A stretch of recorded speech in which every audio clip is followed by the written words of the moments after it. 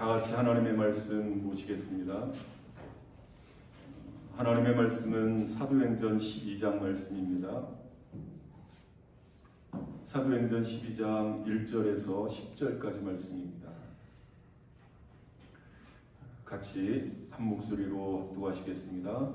그때에 헤롯 왕이 손을 들어 교회 중에서 몇 사람을 해하려 하여 요한의 형제 야고보를 칼로 죽이니 유대인들이 이 일을 기뻐하는 것을 보고 베드로도 잡으려 할세 때는 무교절 기간이라 자금에 옥에 가두어 군인 내식인 내패에게 맡겨 지키고 유월절 후에 백성 앞에 끌어내고자 하더라. 이에 베드로는 옥에 갇혔고 교회는 그를 위하여 간절히 하나님께 기도하더라. 헤롯이 잡아내려고 하는 그 전날 밤에 베드로가 두 군인 틈에서 두 쇠사슬에 매여 누워 자는데 파수꾼들이 문 밖에서 옥을 지키더니 호련히 주의 사자가 나타나매 옥 중에 광채가 빛나며 또 베드로의 옆구리를 쳐 깨워 이르되 급히 일어나라 하니 쇠사슬이 그 손에서 벗어지더라. 천사가 이르되 띠를 띠고 신을 신으라 하거늘 베드로가 그대로 하니 천사가 또 이르되 겉옷을 입고 따라오라 한데 베드로가 나와서 따라갈새 천사가 하는 것이 생시인 줄 알지 못하고 환상을 보는가 아니라 이에 첫째와 둘째 파수를 지나 시내로 통한 쇠문에 이르니 문이 저절로 열리는지라 나와서 한 거리를 지나매 천사가 곧 떠나더라. 아멘. 이 고난과 핍박, 다시 말하면 이 삶의 위기는 이 세상을 살아가는 누구에게나 닥칠 수 있는 그러한 일이라 할 수가 있겠습니다. 의인이라고 이런 위기를 피할 수는 없습니다. 또 악인이라고 해서 또 이런 그 위기가 없는 것도 아닙니다. 그러니까 의인이 됐든지 악인이 됐든지 이 세상에 발을 붙이고 사는 모든 사람에게는 이런 위기, 고난, 환난 이런 것들이 닥칠 수 있다라는 그러한 말씀입니다. 이 고난과 핍박은 마치 이 비바람처럼 어떤 풍랑처럼 우리를 힘들게 하기도 하지만 때로는 유익한 일도 있습니다. 어떤 그 기상학자가 이 폭풍이 우리 인류에 미치는 그 유익 이것을 이렇게 잠깐 써놓은 것을 보았어요. 물론 어떤 태풍이 불고 그래서 많은 어떤 재산상의 손해를 입기도 합니다만은 이 사람들이 이렇게 그 자연을 복구할 수 없는 이렇게 회복할 수 없는 그러한 일들을 이 태풍이 한번 지나가면서 이런 자연을 복구하고 또 이 자연을 다시금 이렇게 회복시키는 이 어떻게 보면 이 경제적인 효과가 훨씬 더 크다라는 글을 이렇게 써놓은 것을 보았어요. 태풍은 그만두라고 우리에게 이렇게 닥치는 여러 가지 비바람들, 풍랑들 이런 것들이 우리를 때로는 힘들게 하지만 힘들게 하는 일 못지않게 우리에게 더 큰 유익을 가져다 준다라는 그러한 말씀이죠. 여러분 오늘 하니까 얼마나 기분이 좋습니까? 그런데 여러분 날마다 이 햇빛이 비치는 이 날마다 여러분 이 아무리 비옥한 땅인 이 뉴저지를 할지라도 가든 스테이트라고 할 수 있는 이 뉴저지를 할지라도 아마 몇 년 못 가서 사막화가 되어지고 말 겁니다. 때로는 비바람이 몰아치는 때로는 막 눈보라가 몰아치는 그러한 일들이 오히려 우리에게 유익이 되어질 수 있다라는 그러한 말씀입니다. 여러분 마찬가지로 고난도 물론 그 고난 자체가 우리에게 재앙일 수도 있습니다만은 그 고난이 우리에게 가져다주는 유익이 있다는 겁니다. 한번 오늘 본문의 말씀을 통해서 이 초대교회가 지금 당하고 있는 이 고난, 이 핍박 이것을 어떻게 이들은 유익으로 그리고 하나님의 축복으로 변화시킬 수 있었는가 그것을 한번 오늘 이 본문의 말씀을 통해서 한번 살펴보려고 하고요. 결론적으로 말씀을 드리면 모든 사람에게 이런 위기가 닥칠 수 있습니다. 또 모든 하나님의 교회에도 이런 위기가 닥칠 수 있습니다. 이 중요한 것은 이런 위기가 닥쳤을 때 그것을 그냥 말 그대로 생고생하고 말 것인가, 아니면 그것을 전화위복으로 삼아서 오히려 그 재앙을, 오히려 그 위기를 하나님의 축복으로, 우리에게 유익으로 그것을 변화시킬 것인가. 이것은 우리 몫에 달려 있다는 거죠. 왜 나에게 이런 위기가 닥쳤을까? 막 그것을 고민하다 보면 그 함정에 빠질 수 있습니다. 그런 수렁에 빠질 수 있습니다. 없는 그런 수렁에 빠질 수 있습니다. 왜 나에게 이런 고난을 하나님이 허락하시? 여러분 여기에 너무 얽매이지 마시기를 바랍니다. 이 고난을 우리가 어떻게 이겨낼까? 어떻게? 이미 그것은 성경에서 우리에게 말씀해 주고 계셨고 우리는 이미 다 잘 알고 있습니다. 단지 우리가 그것을 실천에 옮기지 못할 뿐입니다. 한번 오늘 이 본문의 말씀을 통해서 이 초대교회에게 닥친 이 위기를 이들은 어떻게 잘 극복했는가, 그리고 그것을 오히려 전화위복으로 삼아서 하나님의 축복으로 그것을 승화시켰는가를 한번 오늘 본문의 말씀을 통해서 한번 살펴보겠습니다. 먼저 1절, 2절 말씀을 한번 함께 읽어보겠습니다. 그때에 헤롯 왕이 손을 들어 교회 중에서 몇 사람을 해하려 하여 요한의 형제 야고보를 칼로 죽이니. 여러분,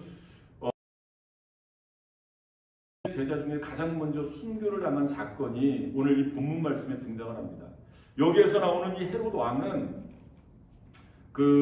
이 예수님 당시의 헤롯 왕, 그러니까 이 예루살렘 성전을 지은 그 왕, 그리고 그 예수님이 태어날 때 예수님 이 유대인의 왕으로 태어났다라는 소식을 듣고 2살 미만의 어린아이들을 다 죽여버렸었던 그 왕의 손자입니다.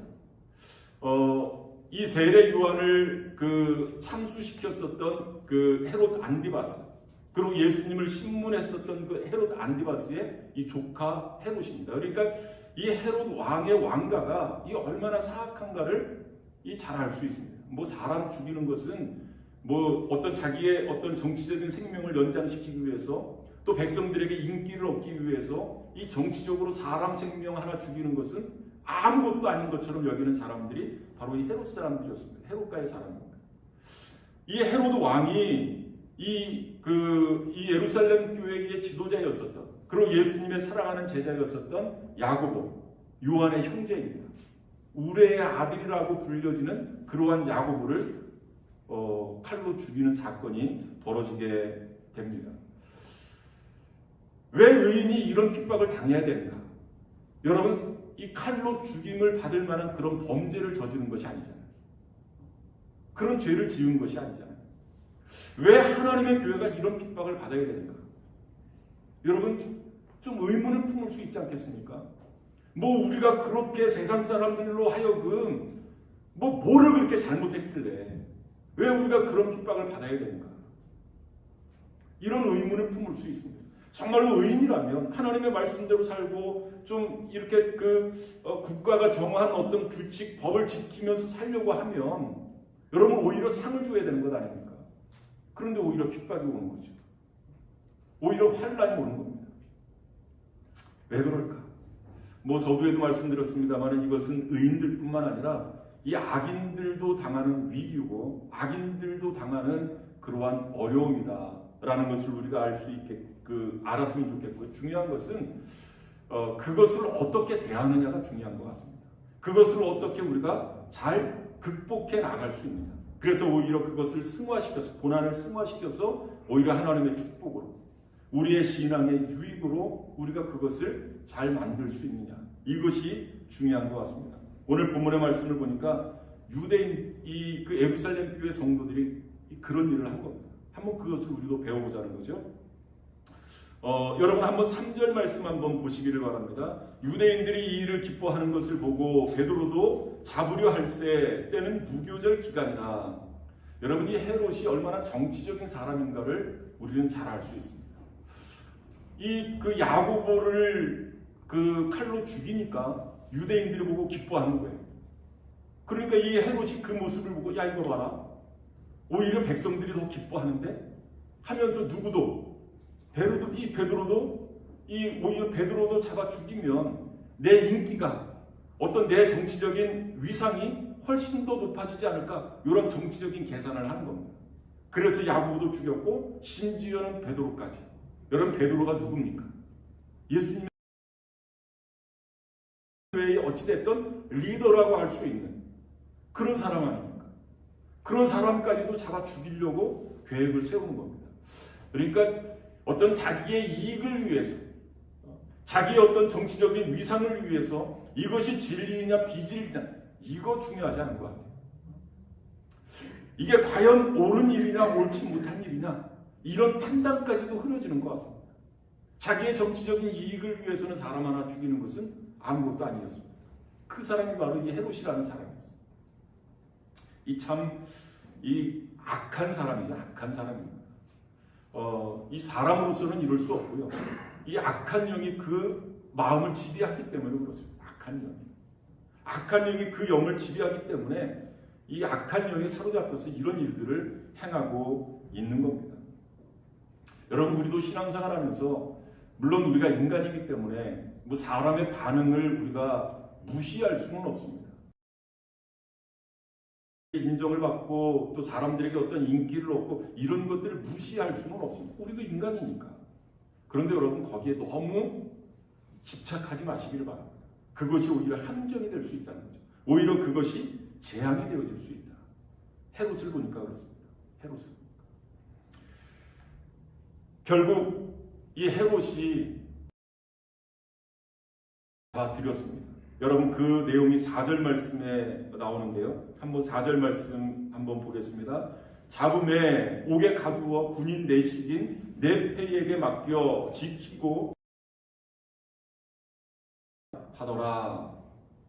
여러분, 3절 말씀부터 이어서 보면 베드로를 체포를 했습니다. 뭐 사람 여럿을 동원해서 베드로 한 명을 체포를 했어요. 그런데 이 체포한 시기가 무교절 기간입니다. 그러니까 이 무교절이라는 것은 그 이스라엘 백성들이 애굽을 빠져나올 때 이 그때를 기념하기 위해서 이제 무교절을 지키는데요.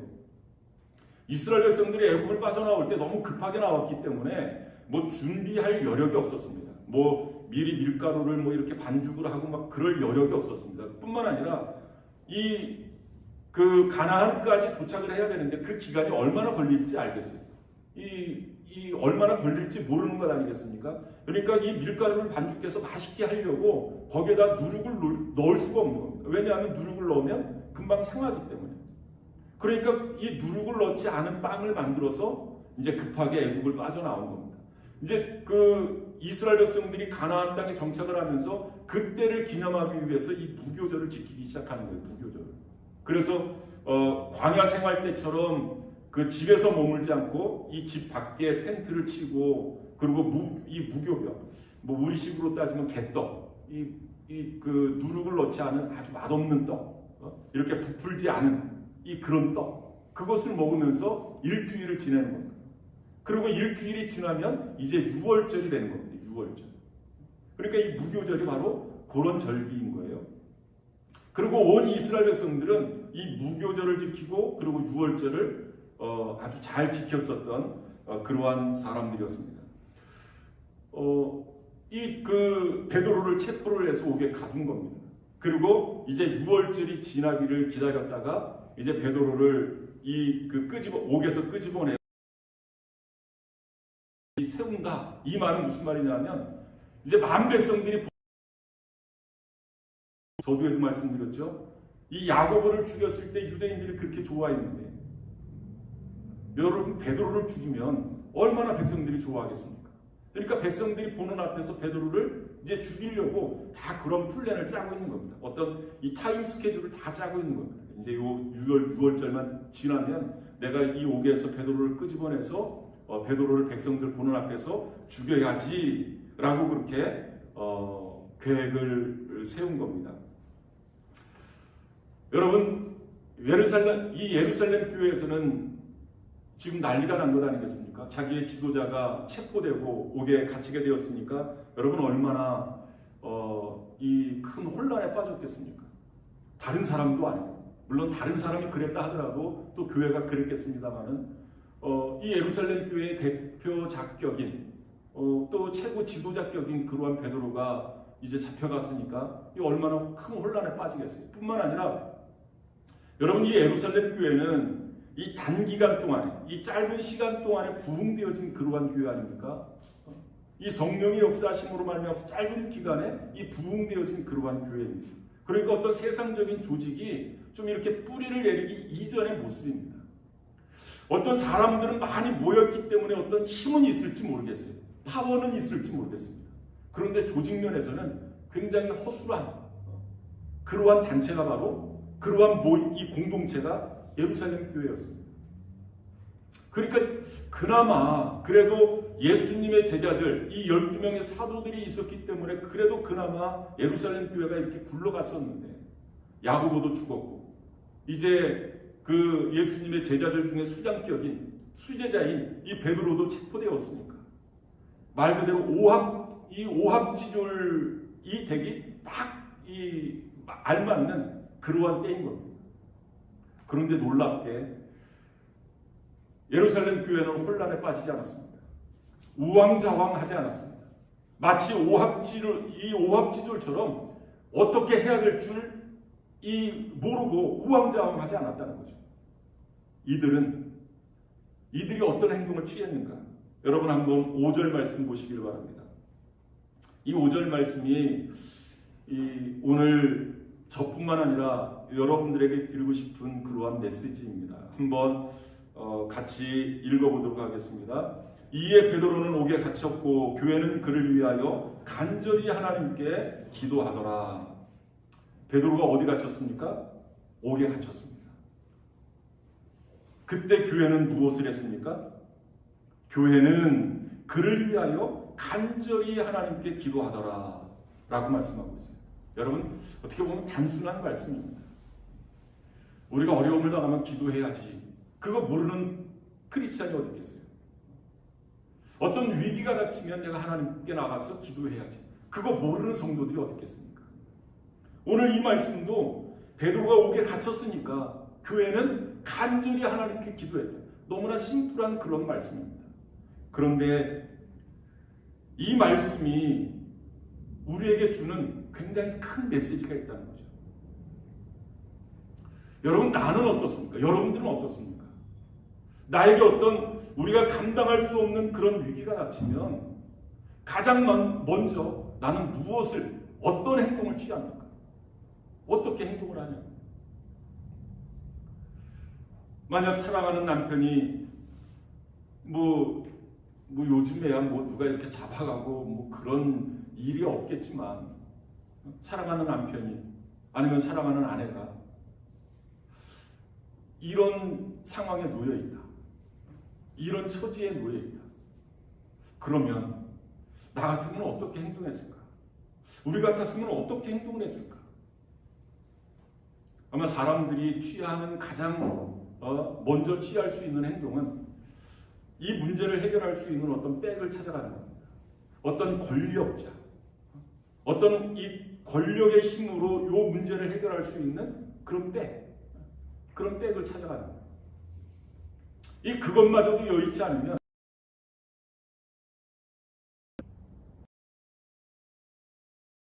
그러면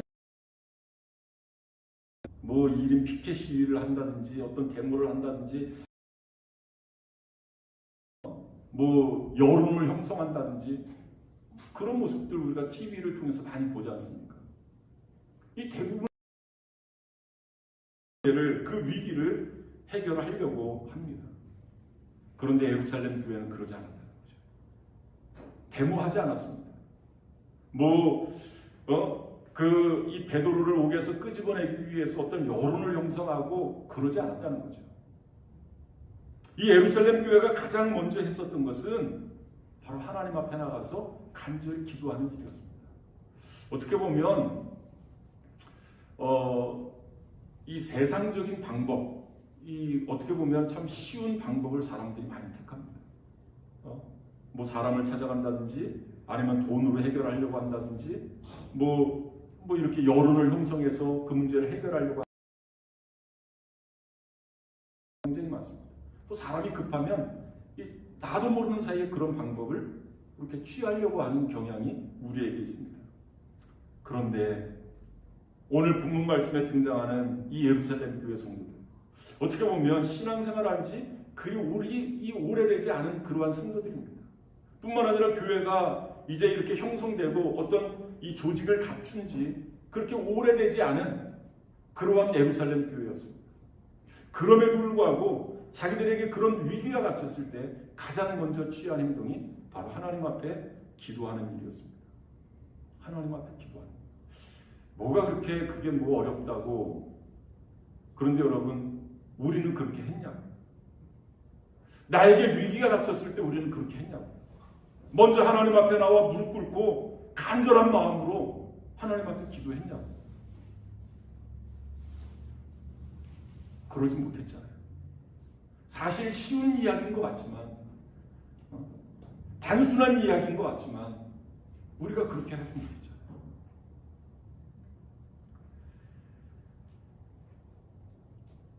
어떻게 보면 이 예루살렘 교회 성도들은 인간의 힘으로 감당할 수 없는, 여러분 지금 이 일을 누가 꾸민 겁니까? 헤롯 왕이 꾸민 겁니다. 여러분 이 문제를 해결하려면 그 문제를 일으킨 사람보다 훨씬 더 큰 권력자에게 찾아가서 어떤 줄을 대야 되잖아요. 백을 써야 되잖아요. 그런데 왕이 이 일을 꾸민 겁니다.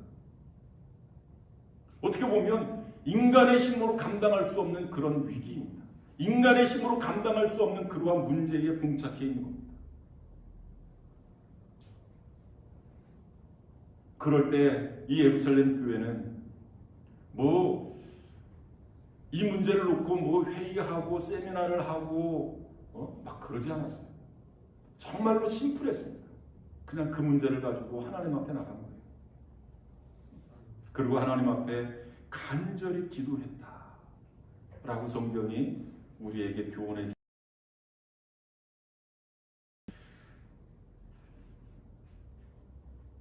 우리가 이 하나님 앞에 기도한다는 것, 어떻게 보면 그 신앙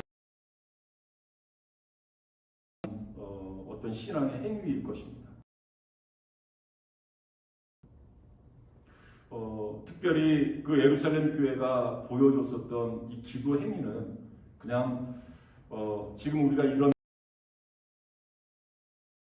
있으니까 여러분들 각자 집에서 각자 기도합시다. 베드로를 위해서 베드로의 구명할 이렇게 베드로가 옥에서 빠져나올 수 있기를 위해서 우리가 기도합시다. 여러분 각자 집에서 기도하세요. 이렇게 한 것이 아닙니다. 이들이 교회에 모여서 합심 기도합니다. 교회에 모여서 합심해서 함께 기도한 겁니다. 이 문제만을 놓고 하나님 앞에 기도한 겁니다.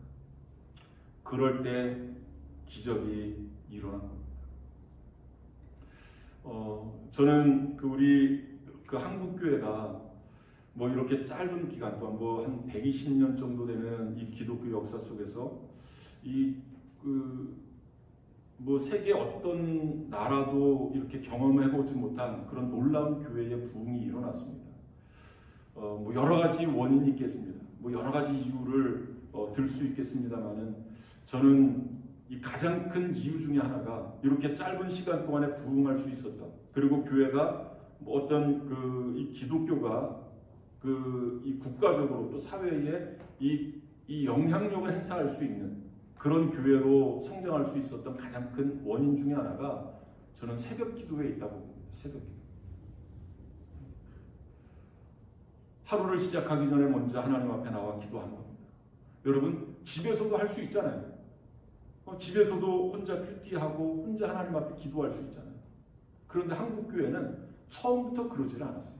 처음부터 선교사님이 와서 복음을 선포하고 그때부터 새벽 기도를 시작한 겁니다. 그때부터 하루를 시작하기 전에 먼저 하나님 앞에 나와서 함께 성도들과 함께 기도한 겁니다. 나라의 독립을 위해서, 또 6.25 전쟁이 터졌을 때는 또 나라의 평화를 위해서, 경제적으로 어려울 때는 좀 나라가 부강한 나라가 되기를 위해서 함께 기도한 겁니다. 함께.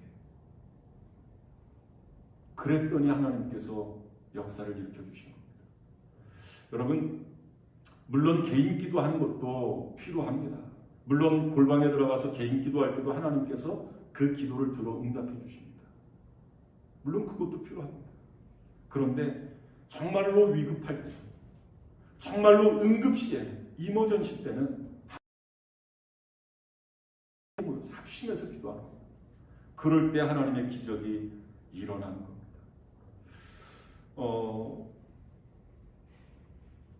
이 참 묘하게 또 그 타이밍이 그렇습니다. 뭐 아마 여러분들이 설교 광고 시간에 또 그런 광고를 들어서 뭐 임시 재직회 잘 안 하다가 무슨 또 임시 재직회를 하나 또 무슨 교회에 큰 문제가 있나 또 그거 막 이렇게 생각하시다가 이 설교에 집중하지 못하실 수도 있는데 여러분 너무 그렇게 그냥 그거 고민하지 마시기를 바랍니다. 그냥 뭐 크다면 클 수도 있지만 뭐 그렇게 큰 문제는 아닙니다. 그런데 어떻게 보면 또 요 시기에 요 타이밍에 하나님께서 우리가 좀 함께 모여서 또 사순절 기간이기도 하고 함께 모여서 기도하라고 그런 환경을 우리에게 맡겨주시지 않았나, 그런 환경을 좀 우리에게 주시지 않았나라고 생각이 되어집니다.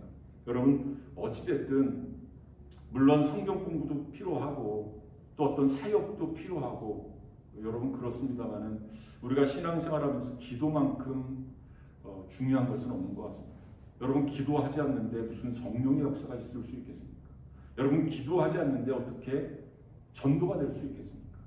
여러분 기도하지 않는데 어떻게 하나님의 기적을 우리가 경험할 수 있겠느냐? 여러분 기도할 때 하나님의 역사는 일어나는 겁니다. 여러분 기도할 때 하나님의 기적은 일어나는 겁니다. 혹시 우리가 신앙생활하면서 이 기도를 잃어버리신 분들 계십니까? 그래도 내가 왕년에는 이렇게 기도했었는데 내가 예전에는 그래도 이렇게 새벽 기도도 나오고 또 철야 기도회도 나오고 이렇게 내가 기도했었는데 요즘 뭐 먹고 살기 힘들다 보니까 뭐 요즘은 또 코로나 시기니까 뭐 여러 가지 핑계를 대면서 좀 기도 생활을 소홀히 하는 아니면 이 기도를 잃어버리신 분들이 계십니까? 여러분 이번 기회를 통해서 다시금 회복하실 수 있기를 바라요. 여러분 그래야 우리의 신앙이 건강해질 수 있는 겁니다. 정말로 우리가 하나님을 사랑한다면 여러분 그 사랑하는 사람을 우리가 생각하면서 살 수밖에 없잖아요. 정말로 우리가 하나님을 사랑한다면 그 사랑하는 사람과 좀 이렇게 시간을 같이 보내고 싶어 하는 것 아니겠습니까? 정말로 우리가 하나님을 사랑한다면 그 사랑하는 사람과 좀 이렇게 대화를 해야 되잖아요. 말로는 사랑한다고 하면서 그 사랑하는 사람과 같이 있으려고 하잖아요. 여러분 이게 진정한 사랑일까요?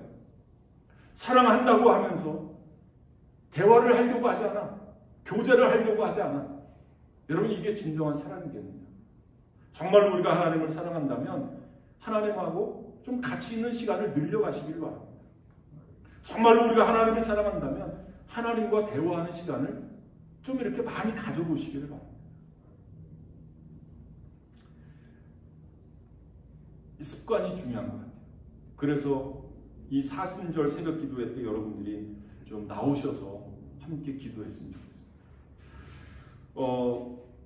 이렇게 베드로가 체포되었을 때 예루살렘 교회는 하나님 앞에 나와서 기도하기 시작했습니다.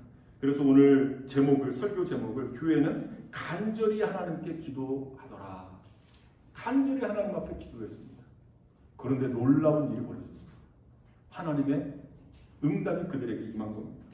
여러분 한번 6절 말씀 보시기를 바랍니다. 한번 중요하니까 한번 같이 읽어보겠습니다. 헤롯이 잡아내려고 하는 그 전날 밤에 베드로가 두 군인 틈에서 두 쇠사슬에 매여 누워 자는데 파수꾼들이 문 밖에서 옥을 지키더니, 여러분 이 6절 말씀에서 어떤 단어, 어떤 내용이 확 눈에 들어오십니까?